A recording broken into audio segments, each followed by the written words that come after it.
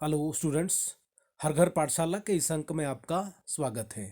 कोविड-19 के इस दौर में बार बार साबुन से हाथ धोएं, मास्क लगाएं, 2 गज की दूरी बनाए रखें। इन सब बातों का आपने ध्यान रखना है। तो बच्चों, आज का क्लास +2 बिजनेस स्टडीज़ में टॉपिक हमारे पास रहेगा स्टाफिंग। उसका मीनिंग एंड इम्पोर्टेंस आपका चैप्टर है। तो आइए सबसे पहले हम मीनिंग में देखते हैं कि स्टाफिंग में हम क्या पढ़ेंगे यहाँ पे। तो इस चैप्टर में हम मीनिंग ऑफ स्टाफिंग पढ़ेंगे, definition, features, importance of staffing, staffing process and elements of staffing. तो ये हम इस चैप्टर में पढ़ेंगे। तो आइए शुरू करते हैं। तो सबसे पहले हमारे पास है मीनिंग ऑफ स्टाफिंग। तो बच्चों, इससे पहले आपने प्रबंध के 2 फंक्शन और देखे। पहला फंक्शन आपने देखा नियोजन, जिसमें योजना बनाई जाती है किस तरह से हमने कार्य करना है। फिर आपने दूसरा फंक्शन देखा संगठन। अब तक आपने मैनेजमेंट के 2 फंक्शन देखे, एक नियोजन और दूसरा संगठन। तो नियोजन में योजना बनाई जाती है, संगठन में अ, पदों को सृजित किया जाता है, और नियुक्तिकरण में उन पदों को व्यक्तियों से भरा जाता है। तो नियुक्तिकरण के अर्थ में अगर हम देखें कि संगठन में विभिन्न पदों पर योग्य व्यक्तियों को नियुक्त किया जाता है। दूसरे शब्दों में अगर हम कहें कि खाली पदों को व्यक्तियों से भरा जाता है और उन्हें लंबे समय तक भरे रहने दिया जाता है, तो उसको हम नियुक्तिकरण कहते हैं। पद और व्यक्ति में सामंजस्य स्थापित की जाने वाली सभी क्रियाएं नियुक्तिकरण के अंतर्गत शामिल की जाती है, जिसमें अगर हम देखें भर्ती, चयन, प्रशिक्षण, पदोन्नति, स्थानांतरण इत्यादि क्रियाएं इसमें शामिल की जाती है। तो इसकी डेफिनेशन अगर हम देखें तो डेफिनेशन दी गई है अकॉर्डिंग टू थियो हेमन। तो थियो हेमन ने इसकी एक डेफिनेशन दी है। नियुक्तिकरण कार्य प्रबंधकों की भर्ती, चयन, विकास, प्रशिक्षण एवं क्षतिपूर्ति से संबंध रखता है। तो नियुक्तिकरण में ये चीजें होती है: भर्ती, चयन, विकास, प्रशिक्षण एवं क्षतिपूर्ति। तो ये सभी कार्य नियुक्तिकरण के अंतर्गत किए जाते हैं। ये प्रबंध का एक बहुत महत्वपूर्ण कार्य है। प्रबंध के बाकी कार्य जो हमने इससे पहले पढ़े, नियोजन और संगठन, उनमें अगर थोड़ी बहुत कमी रह गई तो उसको एडजस्ट किया जा सकता है। लेकिन नियुक्तिकरण में जो कार्य है वो बहुत सूझबूझ के साथ करना होता है। एक बार हमने अगर कर्मचारियों को नियुक्त कर लिया तो फिर हमें उन्हें जल्दी नहीं बदल सकते हैं, उनको हमने लंबे समय तक बनाए रखना है। तो ये नियुक्तिकरण का कार्य जो है, ये संस्था में, संगठन में सूझबूझ कर किया जाता है। इसके अगर हम फीचर्स की बात करें, नियुक्तिकरण की विशेषताएं। पहली विशेषता है ये मनुष्य से संबंध रखता है। नियुक्तिकरण का कार्य मनुष्य से संबंधित है। अब तक 2 कार्य हमने मैनेजमेंट के देखे, पहला नियोजन, दूसरा संगठन। वो कागजी कार्य था जिसमें हमने पेपर वर्क किया। अब जो कार्य हम यहाँ पे मैनेजमेंट के अंतर्गत करेंगे, जिसमें हम क्या करेंगे, व्यक्तियों की नियुक्ति करेंगे। विभिन्न पदों पर जो हमने संगठन के अंतर्गत पद सृजित किए हैं, उनके ऊपर हम अब क्या करेंगे, व्यक्तियों का नियुक्तिकरण। तो इनमें जो भी कार्य किया जाएगा वो सभी आपकी मानवीय क्रियाओं से संबंधित रहेगा, चाहे वो भर्ती हो, चाहे वो चयन हो, चाहे वो प्रशिक्षण हो। तो ये सभी कार्य किससे रिलेटेड होंगे, हमारे ह्यूमन बीइंग से। तो इसलिए करेक्टरिस्टिक्स में हम क्या लिखेंगे, ये मनुष्य से संबंधित है। दूसरा करेक्टरिस्टिक्स है ये प्रबंध का एक अलग कार्य है, इस सेपरेट फंक्शन ऑफ मैनेजमेंट। इसको एक मुख्य कार्य भी माना गया है प्रबंध का। बाकी कार्य तो इसके अंग माने जाते हैं, लेकिन ये प्रबंध का एक अलग ही कार्य माना जाता है, क्योंकि ये मानवीय क्रिया से संबंधित है। जो भी कार्य होगा, मैंने आपको बताया कि बहुत सूझबूझ के साथ यहाँ पे होगा। तो इसलिए जो भी कार्य नियुक्तिकरण के अंतर्गत होगा वो अच्छे सूझबूझ के साथ होगा। तीसरी विशेषता है नियुक्तिकरण प्रबंध के सभी स्तरों पर आवश्यक है। जो हमारा स्टाफिंग का कार्य है, ये प्रबंध के सभी स्तरों पर आवश्यक है। हमने प्रबंध के स्तर पहले ही पढ़े हैं, जिसमें हमारे पास टॉप लेवल, फिर आता है दूसरे नंबर पे मिडिल लेवल, और तीसरे नंबर पे आता है लोअर लेवल। तो प्रबंध के तीनों स्तरों पर हमारा जो है नियुक्तिकरण का कार्य आवश्यक होता है। टॉप लेवल पे जो भी कर्मचारी नियुक्त होने हैं प्रशिक्षण स्टाफिंग के अंतर्गत ही होंगे। मिडिल लेवल पे जो भी कर्मचारी आएंगे वो भी नियुक्तिकरण के अंतर्गत ही आएंगे। लोअर लेवल पे जो भी हमारे फोरमैन है वो भी यहीं से आएंगे। तो कहने का मतलब है जो स्टाफिंग का कार्य है ये प्रबंध के सभी स्तरों पर करना जरूरी होता है। सामाजिक उत्तरदायित्व से संबंधित है हमारा स्टाफिंग का कार्य, क्योंकि हमने पहले ही फीचर्स में देखा कि ये ह्यूमन बीइंग से रिलेटेड है। अगर ये मनुष्य से संबंध रखता है ये कार्य, तो मनुष्य का सीधा सीधा संबंध समाज से है, क्योंकि मनुष्य एक सामाजिक प्राणी है। तो अगर समाज से इसका सीधा संबंध है, तो सीधा संबंध होने के कारण नियुक्तिकरण का कार्य जो है सामाजिक उत्तरदायित्व से उत्पन्न होता है। तो सामाजिक उत्तरदायित्व को पूरा करने के लिए एक प्रबंधक को चाहिए कि वे जो भी क्रिया इसके अंतर्गत करेंगे, चाहे वो भर्ती है, चयन है, पदोन्नति है, जितनी भी क्रियाएं अगर की जाती है तो वो सभी निष्पक्ष रूप से हो, जिससे समाज के प्रति एक अपना उत्तरदायित्व अच्छे से निभाए। फिर है आंतरिक एवं बाह्य वातावरण का प्रभाव, कि नियुक्तिकरण के ऊपर आंतरिक और बाह्य दोनों तरह के आंतरिक और बाह्य दोनों तरह के वातावरण का प्रभाव नियुक्तिकरण के ऊपर पड़ता है। नियुक्तिकरण, जब हम आंतरिक और बाह्य वातावरण की बात करें, आंतरिक वातावरण में जैसे बिजनेस के अंदर के जो इन्वायरमेंट है, जैसे हमारी पदोन्नति नीति है, जैसे हमारी पदावनति नीति है, डिमोशन पॉलिसी, ट्रांसफर पॉलिसी, तो ये जो पॉलिसी है ये हम वातावरण, आंतरिक वातावरण हम इनको कहते हैं, जिनका प्रभाव नियुक्तिकरण के ऊपर पड़ता है। बाह्य वातावरण की अगर हम बात करें, जो बिजनेस के बाहर से, जिनका बिजनेस के ऊपर कोई नियंत्रण नहीं होता है, जैसे अगर हम बात करें सरकारी नीतियों की या कुछ एक शैक्षणिक वातावरण की, जिसमें मतलब बिजनेस का या संस्था का, संगठन का अंदर से कोई नियंत्रण नहीं होता है। तो कहने का मतलब ये है कि नियुक्तिकरण का कार्य जब हम करेंगे तो आंतरिक और बाह्य दोनों तरह के वातावरण का प्रभाव इसके ऊपर पड़ता है। मतलब इन इफेक्ट्स का हमें ध्यान रखना पड़ेगा कि किस तरह से ये प्रभाव डाल सकता है नियुक्तिकरण के ऊपर, तो उस हिसाब से नियुक्तिकरण का कार्य किया। नेक्स्ट टॉपिक हमारे पास है इम्पोर्टेंस ऑफ स्टाफिंग। नियुक्तिकरण का महत्व क्या है?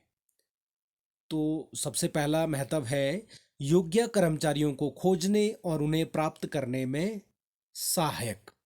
जो हमारा नियुक्तिकरण का कार्य है, जिसमें हमने सबसे पहला देखा, उसमें भर्ती का कार्य होता है, फिर इसमें चयन किया जाता है, फिर इसमें प्रशिक्षण दिया जाता है। तो यहाँ पर जब हम भर्ती के माध्यम से कर्मचारियों की नियुक्ति करेंगे तो उसमें हम योग्य कर्मचारियों को सबसे पहले खोजेंगे, और उन्हें उनका जब हम चयन करेंगे तो उसको हम एक प्राप्ति कह सकते हैं। तो भर्ती होने के बाद जब उनको चयन प्रक्रिया से गुजार कर उनको जब हम चयन प्रक्रिया के द्वारा हम उनको एक संस्था के लिए, एक संगठन के लिए प्राप्त करेंगे। तो दूसरा इसका महत्व है उच्च निष्पादन में सहायक, कि नियुक्तिकरण के माध्यम से सभी व्यक्तियों को सही कार्य पर लगाया जाता है। अर्थात संगठन में पदों के महत्व को देखते हुए उपयुक्त व्यक्ति का सिलेक्शन किया जाता है, चयन किया जाता है, जिससे कार्य की कुशलता एवं प्रभावपूर्णता में वृद्धि होती है। कर्मचारियों की कुशलता में भी, कार्य भी कुशल ढंग से होता है, इफेक्टिवनेस से होता है, तो जो कि एक लाभदायक स्थिति होती है बिजनेस के लिए। तो स्टाफिंग का इंपॉर्टेंस है उच्च निष्पादन में सहायक। फिर है उपक्रम की निरंतर दीर्घायु एवं विकास में सहायक, कि नियुक्तिकरण का महत्व क्या है कि ये एक उपक्रम की निरंतर दीर्घायु, लगातार लंबे समय तक उपक्रम को जीवित रखता है, और एक संस्था में, एक संगठन में, एक बिजनेस में, बिजनेस के विकास में भी ये सहायक होता है नियुक्तिकरण। तो देखिए, लंबे समय तक कोई बिजनेस तभी काम कर सकता है जब उसमें उच्च कोटि के कर्मचारी हो।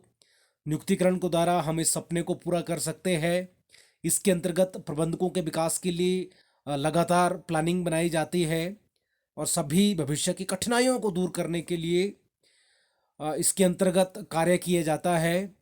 और ऐसे प्रबंधक उपक्रम के विकास की योजनाएं बनाते हैं और जो लंबे समय तक जीवित रहना बिजनेस का सुनिश्चित करते हैं। फिर है मानव संसाधन के अनुकूलतम उपयोग में सहायक, helpful in optimum utilisation of human resources. नियुक्तिकरण के अंतर्गत क्या होता है, मानव संसाधन से संबंधित सभी क्रियाएं एक सिस्टमेटिकली ढंग से की जाती है, व्यवस्थित ढंग से की जाती है। इसमें किसी भी समय ऐसी स्थिति उत्पन्न नहीं होती है जबकि कर्मचारी आवश्यकता से अधिक हो या आवश्यकता से कम हो।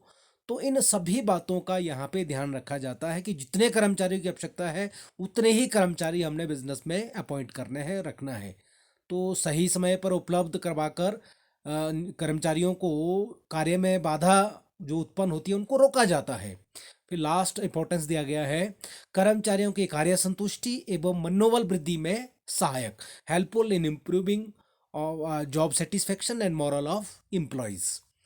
कर्मचारी को जब हम सही समय पे सही कार्य पर हम लगाएंगे तो उससे कर्मचारी के जो कार्य करने की संतुष्टि है वो होती है। और अगर हम सही वातावरण में, सही माहौल में कर्मचारियों को कार्य देते हैं तो उनके मनोबल में भी वृद्धि होती है। तो यहाँ पे कर्मचारियों की कार्य संतुष्टि और मनोबल वृद्धि करने के यहाँ पे कई प्रक्रियाएं हैं। जैसे हमने देखा पदोन्नति नीति है, प्रशिक्षण टेक्नोलॉजी है, पारिश्रमिक पद्धति है जो कर्मचारी पसंद करते हैं। तो कर्मचारियों की पसंद के अनुसार यहाँ पे नियुक्तिकरण किया जाता का कार्य किया जाता है, जिससे जो हमारा बिजनेस है वो लंबे समय तक चलता है और साल दर साल बिजनेस लाभ कमाता है। और नेक्स्ट टॉपिक हमारे पास है स्टाफिंग प्रोसेस, कि नियुक्तिकरण का कार्य किस तरह से चलता है, किस तरह से हम कर्मचारियों की यहाँ पे भर्ती करते हैं, कि कर्मचारियों को नियुक्त करते हैं। सबसे पहले स्टाफिंग प्रोसेस शुरू होता है मानव शक्ति आवश्यकताओं का आंकलन, estimating the main power requirements. सबसे पहले हम देखेंगे कि कर्मचारियों की आवश्यकता का निर्धारण किया जाना है कि एक व्यवसाय में, एक संस्था में, एक संगठन में कितने कर्मचारियों की आवश्यकता है, जिसके अंतर्गत क्या होता है संगठन में ठीक समय व ठीक स्थान पर पर्याप्त मात्रा में योग्य कर्मचारी उपलब्ध हो। तो आवश्यक व्यक्तियों की संख्या का निर्धारण करते समय हमें बहुत सारी बातों का ध्यान रखना होता है, जिसमें हमारा पदोन्नति है, अवकाश ग्रहण है, नौकरी छोड़ने एवं पद मुक्ति आदि संभावनाओं को भी ध्यान में रखा जाता है कि कितने व्यक्ति की ट्रांसफ़र होनी है, कितने छोड़ के जा रहे हैं, मतलब रिटायर हो रहे हैं। तो ये सभी बातों को ध्यान में रखकर ही हम ये अनुमान लगाएंगे, आवश्यकताओं का आंकलन करेंगे कि कितने हमें मैन पावर की आवश्यकता है जिनकी भर्ती की जानी है। तो जैसे ही हमने ये एस्टिमेट कर लिया तो दूसरे नंबर पे प्रोसेस में आता है रिक्रूटमेंट, भर्ती। जैसे हमें पता लगा कि इतने कर्मचारियों की आवश्यकता है तो फिर क्या किया जाएगा, उतने पदों के लिए भर्ती की जाएगी। तो भर्ती के अंतर्गत क्या होता है, भविष्य के कर्मचारियों को खोजा जाता है, उन्हें संस्था में, बिजनेस में प्रार्थना पत्र भेजने के लिए प्रोत्साहित किया जाता है, जिसके जिसके बाद हमारा काम होता है चयन का। तो कहने का मतलब ये है कि एक बार मानव शक्ति की आवश्यकताओं का आंकलन हो गया तो दूसरे स्टेप आता है भर्ती का। तो भर्ती हमने देखा भर्ती में क्या होता है, हमें बहुत सारी बातों का ध्यान रखना होता है, हमने भविष्य के कर्मचारियों को यहाँ पे खोजना होता है। तो भर्ती के दो स्रोत है जहाँ से हम कर्मचारी की भर्ती करते हैं। एक हमारा आंतरिक स्रोत है और उसके साथ साथ एक हमारा भर्ती का बाह्य स्रोत है। तो आंतरिक और बाह्य स्रोत हम आगे डिटेल से पढ़ेंगे नेक्स्ट चैप्टर में, क्योंकि नेक्स्ट चैप्टर आपका भर्ती से रिलेटेड है। तो यहाँ पर हम इतना ही देखेंगे कि कर्मचारियों की भर्ती भविष्य के कर्मचारियों को खोजने के लिए की जाती है, जिसमें आंतरिक और बाह्य दो ऐसे स्रोत हमारे पास है जहाँ से हम कर्मचारी की भर्ती करते हैं। फिर तीसरा प्रोसेस आपके पास आता है सिलेक्शन, चयन। तो भर्ती अगर साथ साथ में अगर हम देखें, भर्ती को एक हम सकारात्मक प्रक्रिया कहते हैं, जबकि चयन की अगर हम बात करें, उसको हम एक नकारात्मक प्रोसेस भी कहते हैं। देखिए, भर्ती को सकारात्मक इसलिए क्योंकि भर्ती में ज़्यादा से ज़्यादा प्रार्थना पत्र भेजने के लिए आमंत्रित किया जाता है, उनको प्रोत्साहित किया जाता है। जबकि चयन की अगर हम बात करें, जितने कर्मचारियों की हमें आवश्यकता है, हमने उतने ही चयनित करने हैं, बाकी को हमने बाहर करना है। तो जो मेरिट लिस्ट के अनुसार या रिटर्न टेस्ट या जो भी भर्ती के अंतर्गत जो भी प्रोसेस अपनाया जाता है, तो फिर हमने उनको उन कर्मचारियों को सेलेक्ट करना है जितने कर्मचारियों की हमें आवश्यकता है। तो उसको हम एक नकारात्मक प्रक्रिया भी कहते हैं, क्योंकि इसमें बहुत सारे लोगों को हमने बाहर भी करना है। तो जितने कर्मचारियों का हमने चयन करना है, वही उन्हीं को ही हम लेंगे। तो बाकी जितने भी दूसरे बच जाते हैं, वो बाहर होंगे। फिर तीसरा प्रोसेस है कार्य पर लगाना तथा अभिविन्यास, प्लेसमेंट एंड ओरिएंटेशन। कि जब जिन कर्मचारियों का चयन होता है, तो फिर उनको कार्य पर लगाया जाता है, यानी चुने हुए व्यक्ति पद को धारण कर लेता है। तो योग्य कर्मचारी जब हम चुन लेते हैं, तो उसके पश्चात उसको एक अपॉइंटमेंट लेटर, नियुक्ति पत्र दे दिया जाता है। नियुक्ति पत्र के पश्चात वो संबंधित विभाग के अधिकारी को इसकी रिपोर्ट देता है कि वह उस बिजनेस में कार्य करने के लिए तैयार है। तो ऐसा करने पर वह संस्था का कर्मचारी बन जाता है। तो उसके साथ साथ ओरिएंटेशन, अभिविन्यास की अगर हम बात करें, तो अभिविन्यास का मतलब है कि हमें जो कर्मचारी नया चुना गया है, उसको हमने उसके जॉब से या बिजनेस से परिचित करवाना है, जिसे हम सोशलाइजेशन भी कहते हैं, उसको हम समाजीकरण भी कहते हैं। तो नियुक्तिकरण के अंतर्गत ये प्रोसेस में अपनाया जाता है प्लेसमेंट एंड ओरिएंटेशन। लास्ट है प्रोसेस में ट्रेनिंग एंड डेवलपमेंट, प्रशिक्षण एवं विकास। तो एक बार अगर ये प्रोसेस ऊपर तक पूरा हो गया, फिर लास्ट आता है ट्रेनिंग देना और कर्मचारी का विकास करना। तो ट्रेनिंग और डेवलपमेंट, इस तरह की फैसिलिटी नियुक्तिकरण के अंतर्गत दी जाती है, ताकि कर्मचारी की कुशलता और प्रभावपूर्णता में वृद्धि की जा सके। तो ट्रेनिंग में जो भी कार्य को किया जाना है, उसके लिए उसको तैयार करना है। विकास के अंतर्गत उसके आवश्यक कौशल विकसित करने के लिए बहुत सारी क्रियाएं की जाती है डेवलपमेंट के अंतर्गत। तो ये था आपका स्टाफिंग प्रोसेस।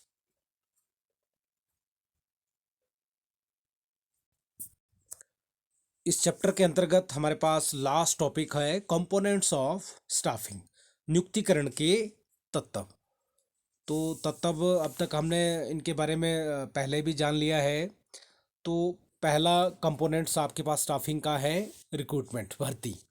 तो भर्ती के अंतर्गत हमने क्या देखा कि जिसके अंतर्गत भावी कर्मचारियों के विभिन्न स्रोतों की खोज की जाती है, लोगों को प्रार्थना पत्र भेजने के लिए आमंत्रित किया जाता है, प्रोत्साहित किया जाता है, ज़्यादा से ज़्यादा लोग भर्ती प्रक्रिया में भाग ले सके, अधिक से अधिक आवेदन पत्र आए। इसको सकारात्मक प्रक्रिया भी कहा जाता है। उसके साथ दूसरा कंपोनेंट्स है चयन। भर्ती प्रक्रिया खत्म होने के बाद हमारे पास चयन का प्रोसेस शुरू होता है। चयन में क्या होता है, आवेदकों की बड़ी संख्या में से विभिन्न परीक्षणों द्वारा योग्य आवेदकों को पूर्व निर्धारित संख्या में चुना जाता है। इसलिए इसको नकारात्मक प्रक्रिया भी कहा जाता है, क्योंकि इससे इसमें प्राप्त आवेदन पत्रों को कम करने का प्रयास किया जाता है। आवेदन पत्र तो भर्ती के अंतर्गत बहुत सारे आते हैं, लेकिन चयन के अंतर्गत हमने उतने ही कर्मचारियों को चुनना होता है जितने की हमें संस्था के लिए आवश्यक है। तो बहुत सारे लोग यहाँ पे बिजनेस से बाहर हो जाते हैं, भर्ती से बाहर हो जाते हैं। लास्ट हमारा कंपोनेंट्स है प्रशिक्षण, ट्रेनिंग।